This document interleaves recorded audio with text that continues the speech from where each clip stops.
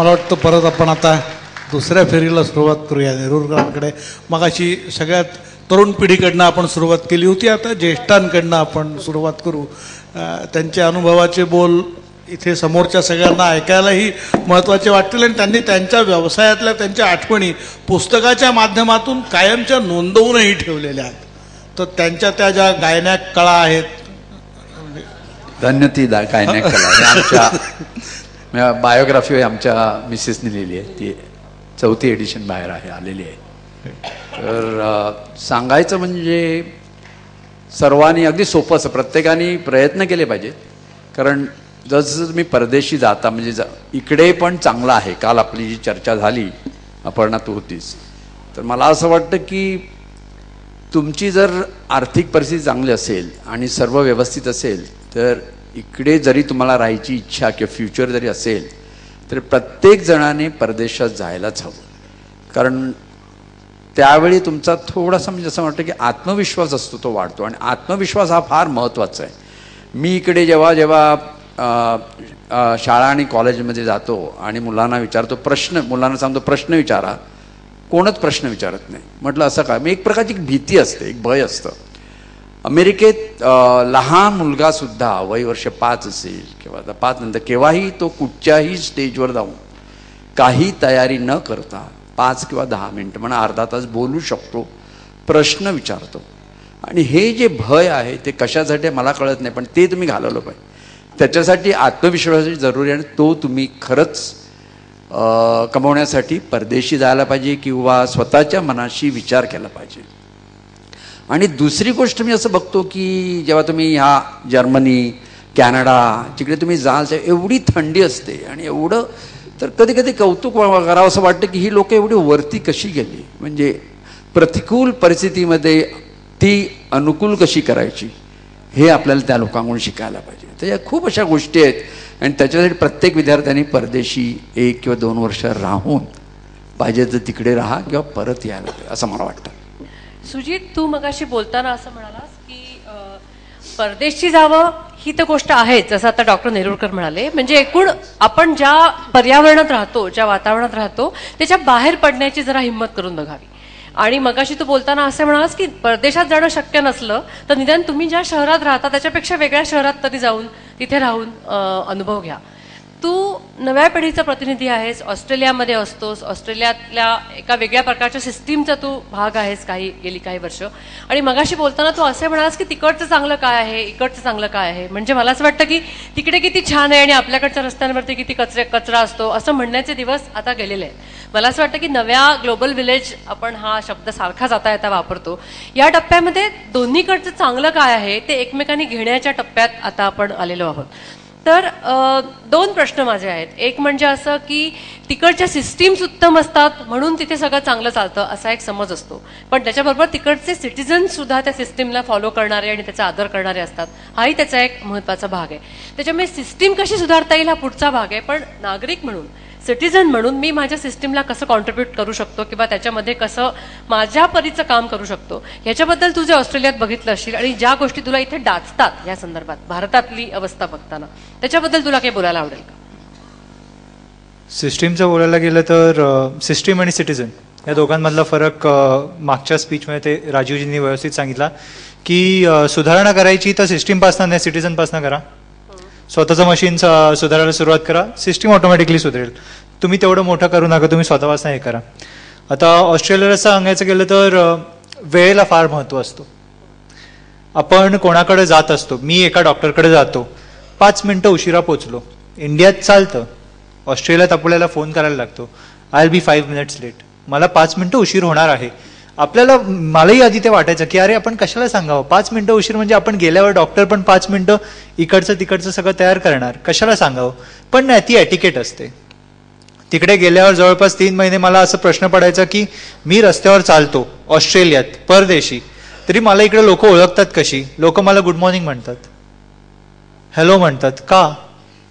नंतर ते समजलं ती एटिकेट आहे. आणि हे असे एक छोटे छोटे पैलू आहेत जे करून ऑस्ट्रेलिया किंवा अमेरिका किंवा कोणतीही कंट्री तुमच्याकडे हात पुढे करते की आम्ही असे आहोत, वेलकम टू आवर कंट्री. त्याच्यानंतर तुम्ही जसं मी म्हटलं, हे काही ऑस्ट्रेलियाच्या चांगल्या गोष्टी आहेत जे इकडे मी फॉलो करतो. म्हणजे टायमावर राहणं, किंवा आपण कुठं जात असू किंवा कोणाला थँक्यू, हे सिंपल गोष्टी आहेत, हे आपण असं करतो. तशा आपल्या इकडच्या गोष्टी आहेत, जसं सिंपल जेवण. काहीतरी आपण कोणातरी एका ऑस्ट्रेलियनला घरी बोलावलं, जेवायला दिलं, त्यांना ती एक हे आवडते. त्यांच्या कल्चरमध्ये काही गोष्टी नसतात आणि आपण कंटिन्युअस जर कोणाला, आता हे ऑस्ट्रेलियन लोकांना बद्दल म्हणतात की सगळे ते क्रिमिनल कल्चरचे आहेत. जर आपण सुरुवातच अशी केली तर आपण कुठे जाऊ शकणार नाही.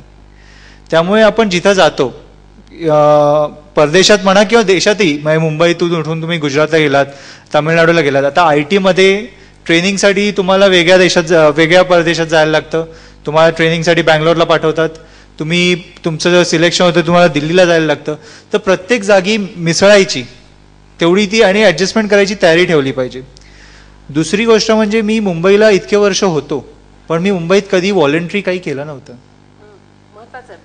मी मुंबईत कधी व्हॉलंटरी काही करायची गरज नाही वाटली, कारण व्हॉलंटरी आपला जेवढा टाइम होता तो काकाकडे जा, मामाकडे जा, आज याचा वाढदिवस, उद्या त्याचं लग्न, ह्याच्यात जायचा. तिकडे गेल्यावर एकटेपणा आल्यावर लोक भरपूर येतात, दारू पितात, सिगरेट, ड्रग्ज भरपूर गच्च्यात जातात. मग एकटेपणा आल्यावर आपण काय करावं? मी म्हटलं चला एकटेपणा आलं ना, आपण व्हॉलंटरी सुरू करू. तिकडे लोकांच्या कल्चरमध्ये आपण उतरू, मग आपल्याला कळेल की तिकडे काय काय. म्हणजे अगदी छोटे बीच क्लीन करायचा. बीचवर मी कधी गेलोही नव्हतो, पण मी तो क्लीन का करावा? ओळख व्हावी, नेटवर्किंग व्हावं, लोकांमध्ये आपण मिसळावं, म्हणून बीच क्लिनिंगची हे एक सुरुवात करायची. हळूहळू करून ते वाढलं. मागे तिकडे स्टुडंट्सला भरपूर मारत होते, असं सगळं चालू होतं. मी म्हणलो आपण फिजा, म्हणजे तिकडे federation of Indian students of Australia असं एक हे होतं, त्याच्यात व्हॉलंटरी केली. व्हॉलंटिअरिंग करताना आणखीन मला जे त्याच्यातनं मिळालं ते असं होतं की मला वर्क एक्सपिरियन्स मिळाला. माझ्या लाईनला मी व्हॉलंटिअरिंग करायचो, मी लोकांचे नेटवर्क सांभाळायचो, त्यांचे सर्व्हर सांभाळायचो, त्यांचे सर्व्हर ॲडमिनिस्ट्रेशन करायचो. त्यातनं मला वर्क एक्सपिरियन्स मिळाला. माझ्याबरोबर ऑस्ट्रेलियात माझ्याबरोबर शिकायला एक हैदराबादचा प्रोजेक्ट मॅनेजर होता. 7 वर्ष त्याने प्रोजेक्ट मॅनेजरची पदवी तर होती त्याच्याकडे, पण पुढच्या शिक्षणासाठी तो ऑस्ट्रेलियात आला. ऑस्ट्रेलियात त्याला डिग्री झाल्यानंतर जॉब मिळत नव्हता. का? तर त्याच्याकडे एक्सपिरियन्स नाही, ऑस्ट्रेलियन एक्सपिरियन्स नाही. त्याने ऑस्ट्रेलियन कॉल सेंटरमध्ये 3 महिने काम केलं आणि त्या एक्सपिरियन्सवर तो प्रोजेक्ट मॅनेजरच्या यायला लागला. त्या लोकांना हेच हवं असतं की तुम्ही इंडियन आहात, ठीक आहे, तुम्ही इंडियात एवढं केलं, ठीक आहे, तुम्ही आमच्यात कसे मिसळणार आहात? आता मी भरपूर गोष्टी फोनवर हँडल करतो. मला ऑस्ट्रेलियन लोकांचा कॉल येतो, त्यांच्याशी कसं बोलावं ते समजतं. एखाद्या चायनीज माणसाचा कॉल येतो, त्याच्याशी आपल्याला हवी ती माहिती कशी काढून घ्यायची, कारण त्याच्यावर आपल्याला काम करायचं असतं. हे जे छोटे छोटे सॉफ्ट स्किल्स आहेत ते ॲक्च्युली तुमच्या डिग्रीपेक्षा तुम्हाला जॉब मिळवण्यात, जॉब टिकवण्यात आणि जॉबमध्ये वर चढण्यात जास्ती महत्त्वाचे असतात. ह्या तुम्हाला जे स्किल्स असतात ते व्हॉलंटिअरिंग करून किंवा स्वतःचे जे विश्व असतं त्याच्या बाहेर निघाल्यावरच कळतं. त्याच्या आत राहून ते कळणं मुश्किल आहे आणि आय थिंक ते इम्पॉसिबलच आहे. काल आणखीन एक कोणी सांगितलं की पुस्तक वाचणं आणि इम्प्लिमेंट करणं ह्या 2 वेगळ्या गोष्टी आहेत. पुस्तक वाचून माणूस मास्टर होतो, PhD होतो, कधी कधी डबल PhD पण करतो, पण जो माणूस त्याला इम्प्लिमेंट करण्यात खाली उतरतो तो शेवटी पुढे जाय प्रोग्रेस किंवा सक्सेसफुल ह्याच्यात बसतो, त्यालाच ते जमणार आहे. आपण जोपर्यंत स्वतःचं बघतो, स्वतःच्या विश्वात राहतो, आपण म्हणतो ना अपनी गली में तो कुत्ता भी शेर होता है. मग आपल्या गलीत राहून किती वेळ आपण ते सिंहासारखं किंवा टायगरसारखं डरकाळ्या फोडायच्या, मी इकडं गेलो आणि मी असं केलं, मी तिकडं गेलो आणि मी तसं केलं. तुम्हाला तुमच्या एवढे वर्षांची तुमची मित्र होती, त्यांचा साथ होता, तुमचे आई वडील होते, त्यांनी क्रिएट केलेल्या बेसचा साथ होता. ह्या अशा सगळ्या गोष्टी असतात. त्यामुळे जर तुम्हाला खरंच काही करायचं असेल आणि खरंच मोठं बनायचं असेल तर हा बेस सोडून स्वतःचं काहीतरी करण्यासाठी आपण बाहेर जायची गरज नाहीच आहे. कोणाची आर्थिक परिस्थिती नसते, कोणाला परदेशात जाता येत नाही, कोणाला ती परदेशात जायची आवडही नसते. पण परदेशातच का, तुम्ही इकडनं उठून बंगालला जा, वेगळं जग बघा, वेगळीकडे काय चाललंय ते बघा, तुमचा आउटलुक मोठा होतो. हेच करता करता तुम्हाला हळूहळू आता एक गोष्टी हे करतात. असं जर जर्मनीला होत्या त्यांनी इंडियन कुकिंगचं हे सुरू केलं. हे आता तुम्हाला इकडे असताना सुरू करण्यात काय अर्थ नव्हता, कारण इकडे सगळेच इंडियन कुक आहेत, आईच्या हातचं हे मस्तच लागतं, इकडे सगळ्यांचंच हे आहे. पण हे जे अशा छोट्या छोट्या गोष्टी आहेत त्या तुम्हाला बाहेर गेल्याशिवाय समजणार नाही आहेत. त्याच्यात आणखीन ॲड करायचं म्हणलं तर नेहरूकरांनी पण सांगितलं की कॉन्फिडन्स वाढतो. कॉन्फिडन्स नेहमी आपला तसा हेच असतो, तसा वाढलेला असतो, पण आपण कसं बाहेर जाता म्हणतो कोणी प्रश्न विचारत नाही. आपल्या डोक्यात असतात 1000 प्रश्न, पण आपल्याला हेच वाटतं की आपला प्रश्न आपण मूर्खासारखा तर नाही वाटणार ना.